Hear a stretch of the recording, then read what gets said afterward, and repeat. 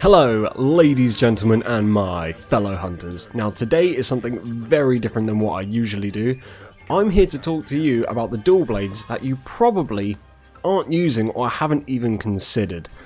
But I'm here to explain why you should really be using these weapons in particular, which is the weapons on screen. As you can see, the Raging Claws. They have a 190 raw attack, they have a tiniest bit of blue sharpness, paralysis 10 with a negative 10% affinity, with a 1-3 star slot for your decoration of your choice. For me, I have picked attack level 2, and we'll be going into the build a bit later on, before we start to get into the damage numbers and everything. Now with Rise, it has also come with Rampage skills. Now this Rampage skill in particular, you can throw all that critical eye, weakness exploit, and all that sort of affinity increase out the window because you don't need it at all. But what you do need is Helion mode. And let me just give you a quick not a demonstration, the description of what Helion mode is. Helion mode. Attacking in demon mode turns every attack into a critical hit, but also doubles sharpness degradation. So what does that mean? It means when you are in your demon mode using your right trigger to go into demon mode, whether you're using feral demon mode or normal demon mode, every single hit is a critical, no matter what your affinity is. So the negative 10% affinity doesn't really make a difference at all. So now you're asking, why? We don't know.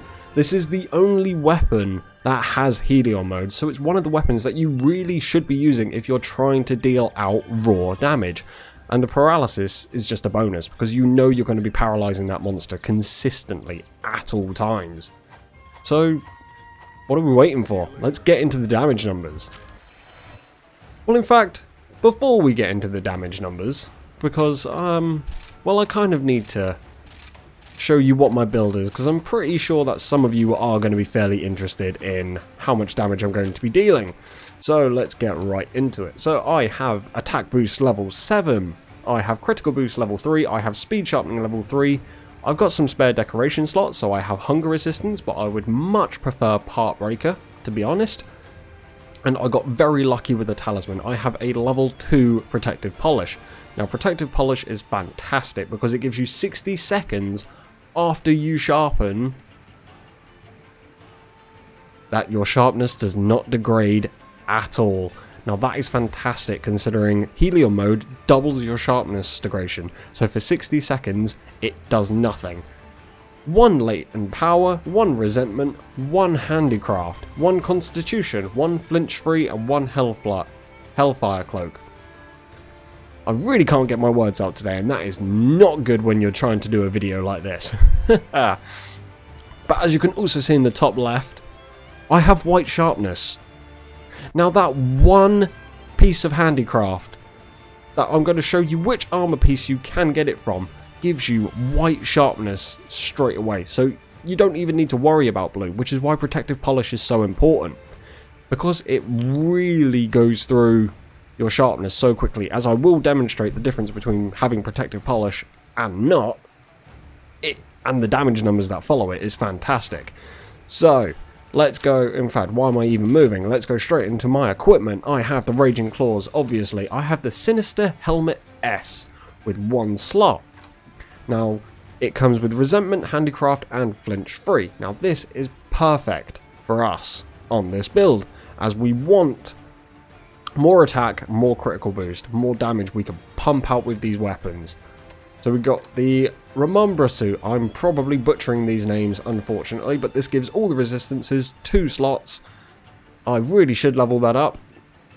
That is my fault, but at least now I know it comes with 1 critical boost and 2 hunger resistance. We go into the Rathalos braces with 70 defense, a 2-star decoration slot for us, which I did put another attack boost on, which is why that is now attack boost level 3. The Anjanath Coil S with 3 slots, but a 2 and 2 1s. It is very, very good. It has a 3 attack boost, 1 of my speed sharpening, and 1 hunger resistance, but as I said previously, I would much prefer part breaker. And Golden Hakama with the level 2 critical boost, the 1 latent power, and the 2 speed sharpening because it has 2 1 slots, which is brilliant. So that gives us to the critical boost level 3, which is what we are after, which gives us the 40% increase of damage to our critical hits. And as every single hit in demon mode is a critical, this is fantastic. Now if we go to the status, it goes from 190 attack to 247. These weapons really deal out a lot of damage. So let's get into a bit of a fight. So I'm just going to eat my well done steak, as in the training area it doesn't get rid of any of your items, so you can literally go mad. So this is without protective polish. As you guys can see, it does a fair amount of damage, but the other thing is it eats through your sharpness so quickly, and as your sharpness goes, obviously your damage starts to go down. As you can see, it's not good, it's not what we need. So this is why we have protective polish on and speed sharpening. So one ding, 60 seconds of pure white sharpness, pure damage. You can go absolutely ham, and look at those damage numbers, it just pumps it out. It is fantastic for shredding every single enemy that comes your way for 60 seconds. And that's not even including the silk bind attacks with piercing bind. If I could hit, that would be great. As you even see there, the 342 damage that comes out of it. So protective polish is highly recommended. You do a basic damage without demon mode, but obviously I have demon flight, only because it just... Get ready for some support. I left you guys over there. I don't need your support, thank you very much. And obviously feral demon mode because we want to go for that damage. But obviously this weapon can hit the hundreds, as you guys saw. It is brutal.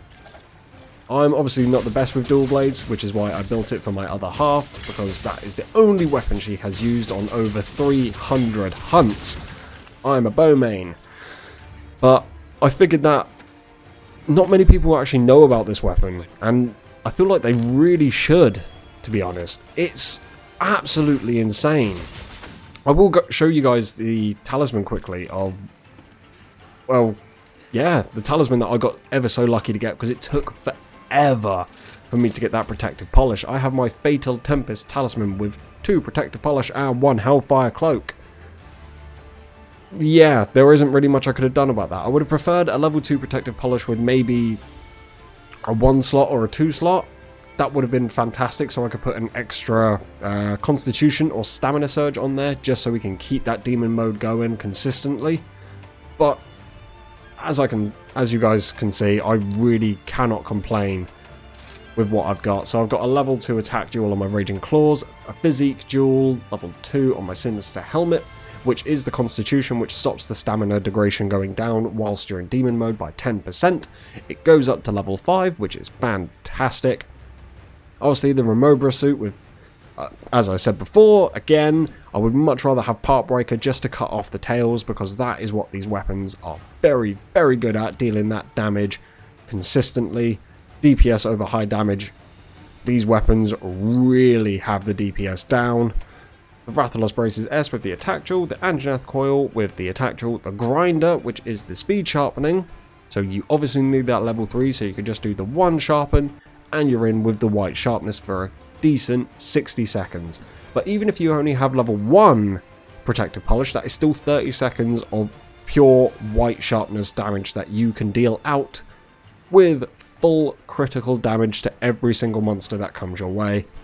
The Golden Hakama with the 2 grinder jewels, just to get speed sharpness to max level. I hope you guys enjoyed this. I know it's quicker than my last build compared to the bow one. I know it's a bit more energetic. I'm starting to get used to my new recording room with my new microphone and everything else. So if you guys did learn something, please leave a comment about some of your greatest builds down below. Leave a like if you did enjoy the video, and consider subscribing. It is free and everyone gains everything about it. You get to know when I'm uploading a video, and I get to know that you people actually learn something and even care maybe just that tiniest little bit. So thank you very much, guys. I hope you enjoyed the video. and I will see you all in the next one.